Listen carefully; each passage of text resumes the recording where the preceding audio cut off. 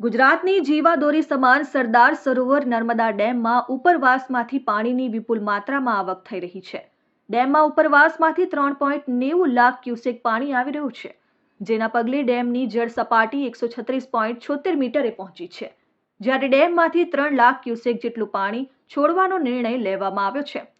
સવારે 10 વાગ્યા બાદ તબક્કાવાર નર્મદા નદીમાં પાણી છોડવામાં આવશે, જેના પગલે ભરૂચના ગોલ્ડન બ્રિજ નજીક નર્મદા નદીની જળ સપાટીમાં વધારો થાય તેવી શક્યતા છે. નર્મદા નદીની જળ સપાટી તેના 22 ફૂટના વોર્નિંગ લેવલ સુધી પહોંચે તેવી શક્યતાના પગલે અંકલેશ્વર વહીવટી તંત્ર દ્વારા અગમચેતીના ભાગરૂપે નદી કાંઠાના વિસ્તારો અને ગામ લોકોને એલર્ટ રહેવા સૂચના આપવામાં આવી છે. અંકલેશ્વર તાલુકાના કાંઠા વિસ્તારના 14 જેટલા ગામોને એલર્ટ કરાયા છે. સાથે જ ગામના સરપંચો અને તલાટીઓને સાવચેત રહેવા તેમજ કોઈ નદી કિનારે નહીં જાય તેની તકેદારી રાખવા સૂચનાઓ આપવામાં આવી છે.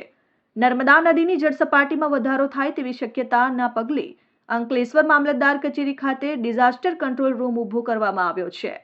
સરદાર સરોવર ડેમમાંથી ઉપરવાસમાં પાણી વધવાથી અને વરસાદનું વાતાવરણ હોવાથી વરસાદ વધુ પડવાથી નર્મદા ડેમ જે નર્મદા જિલ્લામાં આવેલો છે તેમાંથી સવારે 36 કલાકે સરદાર સરોવર ડેમનું લેવલ 136.78 થયેલ છે, જેથી આ કામે અગમચેતીના ભાગરૂપે આજરોજ અંકલેશ્વર ગોલ્ડન બ્રિજ પાસે સપાટી લગભગ 19 ફૂટ જેટલી થનાર છે.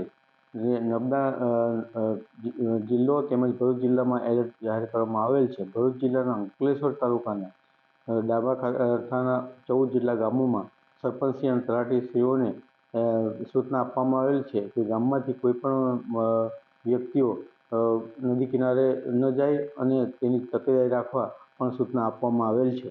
Dharmesh Patel, RN news, Ankleshwar.